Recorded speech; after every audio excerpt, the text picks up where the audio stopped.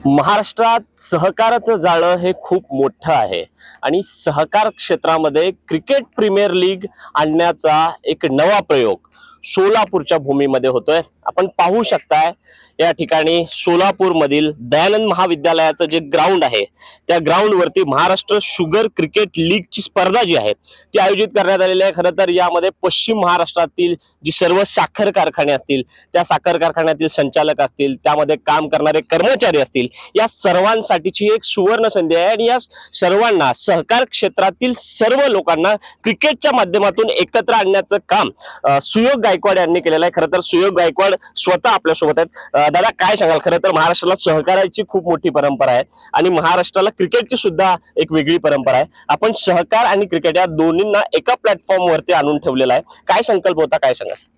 नाही, खरं म्हणजे लहानपणापासून गणपती बाप्पा हे माझं आराध्य दैवत आहे आणि गणपती जेव्हा असतो तेव्हा विविध उपक्रम घेणे ही माझी लहानपणापासून सवय आहे। मंडळ स्थापन करणे, विविध उपक्रम घेणे आणि त्याच्यामुळे साखर कारखान्यामध्ये काहीतरी उपक्रम घ्यायचा ह्याच्यासाठी आम्ही इंटर डिपार्टमेंट शुगर क्लिक भरवली कारखान्यावर 2 वर्षापूर्वी।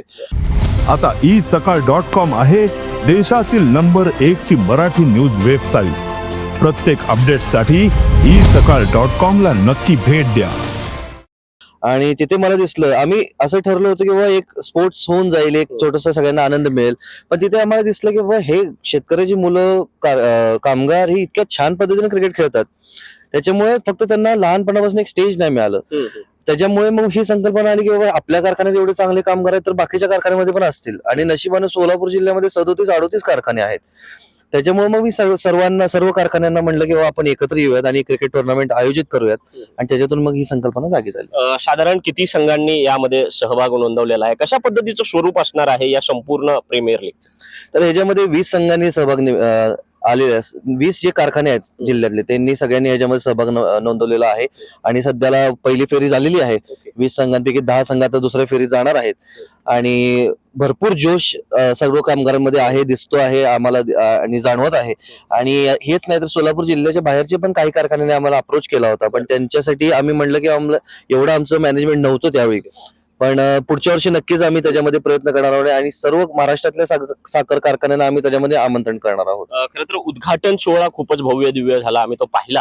आता समारोपाचा सोहळा कशा पद्धतीने होणार आहे, त्याचं नियोजन कशा पद्धतीने केलं? उद्घाटन सोहळा जो आहे तो मोठा झालाच मला मान्य आहे, पण कारण कसं होतं, फर्स्ट टाइम होत आहे आणि या कर्मचाऱ्यांसाठी कधी सुद्धा असं एंटरटेनिंग किंवा काहीतरी कामा व्यतिरिक्त काहीच नाहीये। कारण कसं असतं, मोळी टाकल्यापासून पट्टा पडेपर्यंत यांच्या हातांना नाही, पायांना आराम नसतो आणि पट्टा पडल्यानंतरही मेंटेनन्सची कामं सुरू होतात, म्हणजे यांचे हात कायम काळेच आणि कानाला कायम मशीनची तडीच। त्यामुळे काही त्यांच्यासाठी एंटरटेनिंग प्रोग्राम ठरवूया, त्याच्यामुळे आम्ही मोठा उद्घाटन सोहळा केला।